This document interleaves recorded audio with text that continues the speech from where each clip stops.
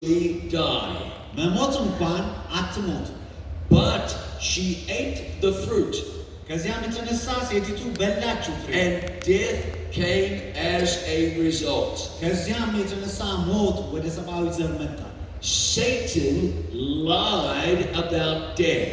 ስለ ሞት ሰይጣን ዋሸ And he's been lying about it ever since. ከዚያ ጊዜ ጀምሮ እስከ ዛሬ ድረስ እያዋሸ ነው It is no accident that you are here tonight. እዚህ የተገኛችሁት በአጋጣሚ አይደለም If this is your first night here, ለመጀመሪያ ጊዜ የመጣችሁ it's because God wants you to know something important. እግዚአብሔር አንድ በጣም አስፈላጊ የሆነ ነገር እንድታውቁ ስለሚፈልግ ነው And knowing this will change your life. ይህን ማወቃችሁ ደግሞ ህይወታችሁን We're ይለውጣል about to see what the Bible says. መጽሐፍ ቅዱስ የሚናገረውን እናያለን ዛሬ ምሽት Martha knew that her brother was dead. ማርታ ወንድሟ እንደሞተ ታውቅ ነበር And she knew that he would rise again. አንድ ቀን እንደሚነሳም ገብቷት ነበር But what about in between times? በመካከል ያለው ጊዜስ What happens between death and the resurrection? በሞትና ከሙታን በመነሳት መካከል ምንድነው የሚፈጠረው? Now, when I was a child, I was told numerous different things. ልጅ ያለው ብዙ ነገር ነበር የሚነገር I was told what many of you were told. እናንተም ምናልባት ተነግሯችሁ ያለው I was told that when you die, your soul goes to heaven. በምትሞትበት ጊዜ ይሉኝ ነበር ነፍስህ ወጣ ወደ ሰማይ ትሄዳለች Or your soul might go to hell. ወይም ደግሞ ነፍስህ ወደ ሲኦል ትወርዳለች And because of the church I was part of, we were also told that maybe you would go to purgatory for a while. የነበርኩበት ቤተክርስቲያን እንደምታስተምረው ምናልባት ደግሞ የማቆያ ስፍራ ላይ እንድትቆይ ትላካለች ነፍስህ But we were told that when you die, you don't surely die, like the devil said. ልክ ሰይጣን እንዳለው ስትሞት በትክክል አትሞትም ነው You die, but you go on living. ትሞታለህ ነገር ግን ሌላ ቦታ ላይ ደግሞ ሄደህ ትኖራለህ So is that what happens between death and the resurrection? በሞትና በትንሣኤ መካከል ባለው ጊዜ ይሄ ነው የሚሆነው You just live in another form, in another place. በሌላ ፎርም በሌላ ቦታ ትኖራላችሁ ማለት ነው ስትሞቱ Well, we're going to find out.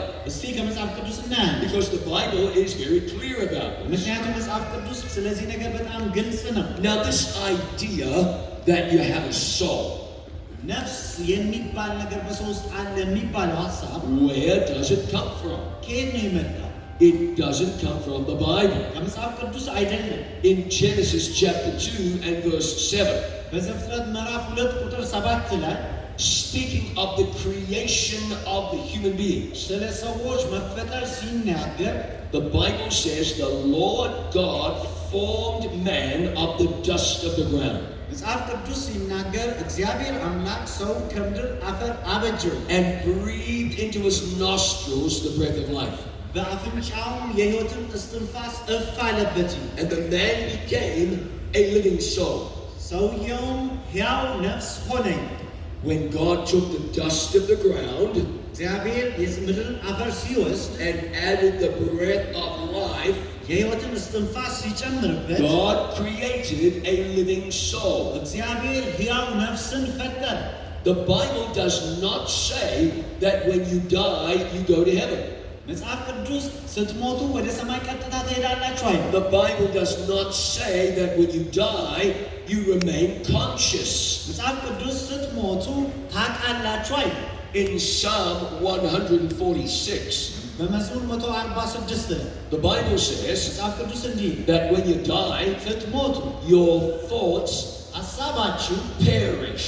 ይጠፋል You no longer think. አሁን አታስቡ ማለት You're not conscious when you die. ስትሞቱ ራሳችሁን አታውቁ ማለት And it's important to know that. ይህንን ማወቅ በጣም አስፈላጊ ነው And so what we read from the Bible is ከመጽሐፍ that ቅዱስ እንደምናነበው you don't have a soul. ነፍስ የሚባል ነገር ተለይቶ በውስጣችሁ ያለ ነገር የለም Instead, you are a soul. ይልቁንስ ራሳችሁ ነፍስ ናችሁ And there's a big difference. ያ ደግሞ ትልቅ ልዩነት አለ In fact, when I was a child, I was taught that I had an immortal soul. እንዲያውም እኔ ልጅ እያለሁ ምን ይባል ነበረ የማይሞት ዘላለማዊ ነፍስ በውስጥህ አለ ይባል ነበር As though it couldn't die. የማይሞት አይነት እንደማለት and as though it will live forever no matter what. ለዘላለም የሚኖር አይነት ነፍስ ተብሎ ማለት But the Bible says that only God has immortality. መጽሐፍ ቅዱስ ግን እግዚአብሔር ብቻ ነው ኢሙታዊ የሚል Only God is immortal. እግዚአብሔር ብቻ ነው የማይሞተው The book of Romans says that we seek for immortality. ሮሜ መጽሐፍ እንደሚናገረው የማንሞትበት ኢሙታዊ የምንሆንበትን ጊዜ እናፍቃለን In fact, the prophet Ezekiel said ሕዝቅኤል እንደሚናገረው that the soul that sins dies. ኃጢአት የምትሰራ ነፍስ እርሷ ትሞታለች So what happened to Lazarus? ስለዚህ አልዓዛር ምን ነበር የሆነው If souls do not go to heaven, ነፍስ ወደ ሰማይ የማይሄድ ከሆነ where did Lazarus go? አልዓዛር የት ነበር የሄደው Well, we know. እናውቀዋለን Back to John 11 and verse 25. ዮሐንስ ወንጌል ምዕራፍ 11 ቁጥር 25ን እናያለን Remember what Martha had said to Jesus. ማርታ ለኢየሱስ ያለችው ልብ በሉ She said, I know that my brother will rise again አንድ ቀን ወንድሜ ዳግም እንደሚነሳ አውቃለሁ ብላለች and that he will do it at the resurrection in the last day. ያም ደግሞ በመጨረሻው ቀን በትንሣኤ ማለዳ ነው And so Jesus said something powerful to Martha. ለማርታ ኢየሱስ በጣም ኃይለኛ የሆነ ነገር ተናገረ He said, I am the resurrection and the life. እኔ ትንሣኤና ሕይወት ነኝ አለ He said, the one who believes in me, በእኔ የሚያምን አለ even if he was dead, ቢሞት እንኳን that person shall live. ያ ሰው ይኖራል Because there'll be a great resurrection one day. ምክንያቱም አንድ ቀን ትልቅ ትንሣኤ ይሆናል I've walked through many cemeteries. በብዙ መቃብር ስፍራዎች ይሄዳል And I know that one day, አንድ ቀን many of those graves will open up. እነዛ መቃብሮች ይከፈታሉ And many of those dead will come back to life. በዛ ውስጥ ያሉ ሙታን ይነሳሉ Because when Jesus comes back, ምክንያቱም ኢየሱስ ዳግም ሲመጣ there'll be a great resurrection. ታላቅ የትንሣኤ ቀን ይሆናል And just like Lazarus was raised from the ልክ dead, አልዓዛር ከሙታን እንደተነሳ some of our loved ones and friends will be raised from the dead. የምንወዳቸው ወገኖቻችንና ጓደኞቻችን ከሙታን ይነሳሉ Jesus said, I am the resurrection and the life. ጌታ ኢየሱስ እኔ ትንሣኤና ሕይወት ነኝ And so if you have faith in Jesus, ስለዚህ በኢየሱስ እምነት ካላችሁ He will be the resurrection and the life for you. እርሱ ለእናንተ ትንሣኤና ሕይወት ይሆናል In Psalm 115, መዝሙር 115 ላይ the Bible says that መጽሐፍ ቅዱስ ሲናገር the dead do not praise the Lord. ሙታን እግዚአብሔርን አያመሰግኑም ይላል Now, if the dead went to heaven, ሙታን ወደ ሰማይ ከሄዱ you'd expect that they would be praising God all the time. ሁል ጊዜ እግዚአብሔርን ማመስገን መቻል አለባቸው But the dead don't praise the Lord ነገር ግን ሙታን እግዚአብሔርን አያመሰግኑም because the dead have not gone to heaven. ምክንያቱም ሙታን ወደ እግዚአብሔር አልሄዱም They're in the same place Lazarus was. አልዓዛር በነበረበት ስፍራ ነው ያለው They're waiting in the grave. በመቃብሮቻቸው ውስጥ And then in John chapter 11, verse 43, በቁጥር 43 ላይ ዮሐንስ 11 when Jesus had spoken, he cried out with a loud voice. ኢየሱስ ሲናገር በታላቅ ድምፅ አለቀሰ He said, Lazarus, come forth. በታላቅ ድምፅ እየጮኸ አልዓዛር ና ውጣ ብሎ ተጣራ And he that was dead came forth. የሞተውም ሰው ተነሳ ወጣ He was bound hand and foot with grave clothes. እጁና እግሩ በቀጭን ጨርቅ ተጠቅልሎ ነበረ His face was bound about with a napkin. ፊቱም በሻሽ ተለብጦ ነበረ And Jesus said, loose him and let him go. ኢየሱስም ፍቱለትና መግነዙን ፍቱለት ልቀቁታል Jesus didn't call Lazarus down from heaven. ኢየሱስ አልዓዛርን ከሰማይ ውረድ አላለም He called him forth from the grave ከመቃብር ነው ውጣ ያለ because Lazarus had been sleeping in the grave. ምክንያቱም አልዓዛር በመቃብር ውስጥ ተኝቶ ነበረ And this is great encouragement for us. ይህ ደግሞ ለእኛ ታላቅ መደፋፈር ነው My father died. አባቴ ሞተዋል My mother died. እናቴ ሞተዋል Will I see them again? እንደገና አገኛቸዋለሁ The Bible says the dead in Christ will rise. መጽሐፍ ቅዱስ እንደሚለው በክርስቶስ ኢየሱስ ሆነው የሞቱት ይነሳል If you have parents or grandparents who died in faith in Jesus, ወላጆቻችሁ ወይም አያቶቻችሁ የሞቱባችሁ ከሆነ በጌታ አምነው you will see them again. እንደገና ታዩአቸዋል። Because death is not the end. ምክንያቱም ሞት የመጨረሻ አይደለም። Grave is not a prison that holds its occupants forever. መቃብር የወሰዳቸው ለዘላለም ሊይዛቸው የሚችል እስር ቤት አይደለም። The dead in Christ will rise. በክርስቶስ ኢየሱስ አምነው የሞቱት ይነሳሉ። Parents will see their children again. ወላጆች ልጆቻቸውን እንደገና ያዩአቸዋል። Children will see their parents. ልጆችም ወላጆቻቸውን ያዩአቸዋል። Friends and family members will be reunited. ጓደኞችና ቤተሰብ አባላት እንደገና ይገናኛሉ። What a great day it's going to be ምን አይነት ታላቅ ቀን ይሆን when Jesus comes back ኢየሱስ ዳግም ሲመለስ and the dead in Christ rise. በክርስቶስ የሞቱት ሲነሱ Lazarus came forth from the grave. አልዓዛር ከመቃብር ወጣ። This is why David said in Psalm 17, በመዝሙር 17 ላይ ዳዊት ለዚህ ነው እንደዚህ ያለው፣ I shall be satisfied ደስ ይለኛል when I wake up ስነቃ with your likeness.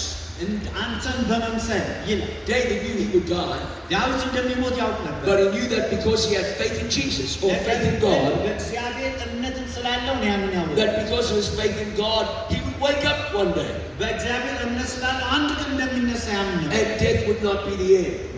ሞት የመጨረሻው አይደለም። In Daniel chapter 12, ዳንኤል ምዕራፍ 12 ይላል many of them that sleep in the dust of the earth shall wake. በምድር አፈር ውስጥ ተኝተው ያሉ ብዙዎች ይነሳሉ። Life is very short. ሕይወት በጣም አጭር ነች። None of us live very long.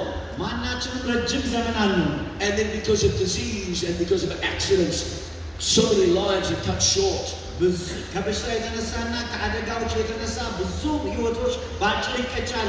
But there is hope for humanity. ነገር ግን ለሰብአዊ ዘር ተስፋ አለ። Because when Jesus comes back, ምክንያቱም ኢየሱስ ዳግም ሲመለስ the dead in Christ will wake up. በክርስቶስ አምነው ያረፉቱ ይነሳሉ። You have hardly ever heard anything so hopeful.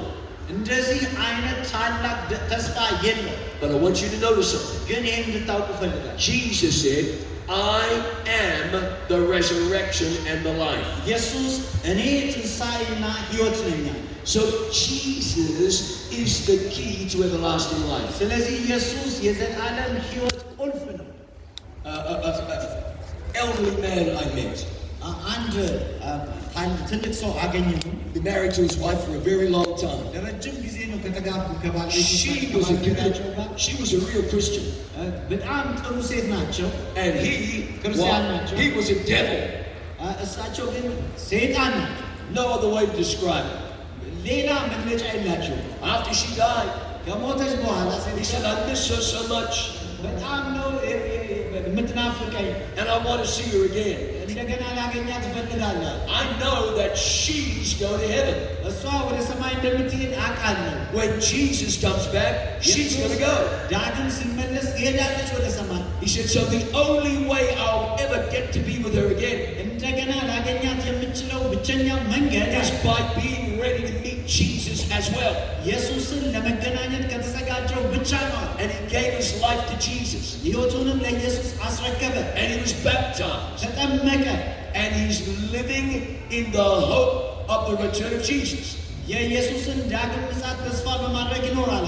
Knowing that Jesus is the resurrection of the life. ኢየሱስ ትንሣኤና ሕይወት መሆኑን በማመን His wife had faith in Jesus. ባለቤቱ በጌታ አምና ነው። When Jesus comes back, ኢየሱስ ተመልሶ he ሲመጣ will raise her from the dead. ከሙታን ያስነሳታል። Now he has faith in Jesus. አሁን እሱ በጌታ እምነት አለ። And when Jesus comes back, ኢየሱስ ክርስቶስ ዳግም ሲመጣ Jesus will raise him from the ኢየሱስ dead. ከሙታን ያስነሳዋል። And he and his wife will see each other again. እሱና ባለቤቱ ይገናኛሉ እንደገና። Friend, your hope is in Jesus. ወገኖቼ ተስፋችን በኢየሱስ ነው። Your life is very short. ሕይወታችሁ በጣም አጭር ነው። And your life is full of troubles. ሕይወታችሁ በመከራ የተሞላ ነው። But one day Jesus comes back. አንድ ቀን ጌታ ኢየሱስ ተመልሶ And those who believe in Jesus በኢየሱስ የሚያምኑ have everlasting life. የዘላለም ሕይወት አላቸው። Those who have had their sins forgiven ኃጢአታቸው ኃጢአታቸው ይቅር የተባለላቸው will live eternally. ለዘላለም ይኖራሉ። And so we have faith in Jesus today. ስለዚህ በኢየሱስ ታማኞች መሆን አለ። He is the resurrection and the life. እርሱ ትንሣኤና ሕይወት ነው። Through Jesus, we live forever. በኢየሱስ ምክንያት ለዘላለም እንኖራለን። God has good news for you tonight. ዛሬ ምሽት እግዚአብሔር መልካም ዜና አለው ለእናንተ። Death is not the end. ሞት የመጨረሻችን አይደለም። There will be a resurrection one day. አንድ ቀን ትንሣኤ ይኖራል። But notice what the devil said. ነገር ግን ሰይጣን ያለውን ልብ በሉ። You won't die. አትሞቱም አለ። He lied. ዋሸ። And he tells many lies about the subject of death. ስለ ሞት ብዙ ሐሰት የሆኑ ነገሮችን ያወራል። You know that so many people believe that people die and go to heaven ብዙ ሰዎች ወዲያው ሲሞቱ ወደ ሰማይ ሄዳለሁ ብለው ነው የሚያምኑት without waiting for the resurrection. ለጌታ ትንሣኤ ሳይጠብቁ ለትንሣኤ ቀን Many people believe ብዙ ሰዎች እንደሚያምኑት that the spirits of departed loved ones የሞቱ ሰዎች መንፈሳቸው come back from the dead to this world. የሙታን መንፈሳቸው ተመልሶ ወደዚህ ዓለም ይመለሳል። How could that possibly happen? እንዴት ነው ያ ሊሆን የሚችለው? People believe that they've been visited by relatives or loved ones. ወገኖቻቸው የሚወዷቸው ሰዎች እንደገና መጥተው እንደጎበኟቸው ይናገራሉ። ሰዎች የሞቱት ማለት ነው። I know of a man who every night received a visit from his dead wife. አንድ ሰው የናቃለው በየምሽቱ ሚስቴ የሞተች ሚስቱ የመጣች እንደምትጎበኘው የሚናገር። He was very encouraged by that. በዛ በጣም ይጽናናል። He took that to mean that she was in heaven and everything was good. በሰማይ እንዳለችና ሁሉ ነገር መልካም እንደሆነ ማረጋገጫዬ ነው እያለ ነው የሚለው። Every night በየምሽቱ his wife would visit him. ባለቤቱ ትጎበኘዋለች። And then one night he came to a meeting just like this. ልክ እንደዚህ አይነት አገልግሎት ላይ ሊካፈል አንድ ምሽት መጣ። And he learned what the Bible says. መጽሐፍ ቅዱስ የሚለውን ተማረ። He thought to himself, that's not my wife visiting me. እንዴ በየምሽቱ የምትጎበኘኝ ለካ ሚስቴ አይደለችም። He said, that's a deception. ያ ማታለያ ነው። That must be an evil spirit. መጥፎ መንፈስ የክፉ መንፈስ መሆን አለበት። The Bible was very clear. መጽሐፍ ቅዱስ በጣም ግልጽ ነው። He went to his house. ወደ ቤቱ ሄደ። Later that night, ተኛ። his wife appeared right on time. በጊዜዋ መጣች ሴትዮ። This time he looked at her. ተመለከታትና አሁን He said, I know who you are. ማን እንደሆንሽ አውቃለሁ። You're not my wife. ሚስቴ አይደለህም። Go away and never come back. ከኔ ራቅ፣ ዳግም እንዳትመጣብኝ። He said, my wife is sleeping, waiting for Jesus. ሚስቴ ጌታን እየጠበቀች በእንቅልፍ ላይ ነች። And I'll see you again. እንደገና አገኛታለሁ። But you're not my wife. አንተ ባለቤቴ አይደለህም። Get out. ራቅ ከኔ። I never want to see you again. ዳግም ላይ አልፈልግም። And that apparition disappeared ወዲያው ያ ምስል ጠፋ። and never came back. እንደገናም አልተመለሰም። Because it was not his wife. ምክንያቱም ሚስቱ አልነበረችም። How could it be? እንዴት ሊሆን ይችላል? She was in the grave sleeping. ተኝታለች እሷ በመቃብር ውስጥ። Just like Lazarus was sleeping. ልክ አልዓዛር ተኝቶ እንደነበር። If you read the story of Lazarus, አልዓዛርን ታሪክ ስታነብ no one came to Lazarus and said, what was heaven like? ሰማይ ምን ይመስላል ብሎ መጥቶ አልዓዛርን የጠየቀው ሰው አልነበረ። Because they all knew he didn't go to heaven. ምክንያቱም ወደ ሰማይ እንዳልሄደ ሰው ሁሉ ያውቀዋል። He only went to one place. አንድ ቦታ ብቻ ነው የሄደው። He went to the grave. ወደ መቃብር ነው የወረደው። And when Jesus called his name, ኢየሱስ ስሙን ሲጠራ he came out of the grave. ከመቃብሩ ወጣ። And should you die, ከሞታችሁ and you have faith in Jesus, በኢየሱስም ካመናችሁ one day Jesus will call your name, አንድ ቀን ኢየሱስ ስማችሁን ሲጠራ and you come out of the grave. ከመቃብር ትወጣላችሁ። And because he is the resurrection and the life, ምክንያቱም እሱ ትንሣኤና ሕይወት ስለሆነ you will live forever. ለዘላለም ትኖራላችሁ Through faith in Jesus. በኢየሱስ በማመን። So that's what happened to Lazarus. አልዓዛርን የገጠመው ያ ነበር። He died, ሞተ፣ he slept, ተኛ፣ and then he woke up when Jesus called his name. ኢየሱስ ስሙን ሲጠራው ከመቃብር ወጣ። You know what a lot of people say. ብዙ ሰዎች ምን እንደሚሉ ታውቃላችሁ? Oh, my brother died. ወንድሜ ሞተብኝ። He's with the Lord. ከጌታ ጋር ነው።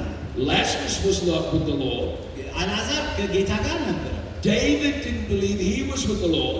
ዳዊትም ከጌታ ጋር ነኝ ብሎ አላመነም። In the book of Ecclesiastes, በመክብብ መጽሐፍ ውስጥ it says, እንዲህ ይላል፣ the dead do not know anything, ሙታን ምንም አያውቁም፣ neither they that go down into silence. በመቃብርም የሚወርዱ ሁሉ። Death is a time of silence.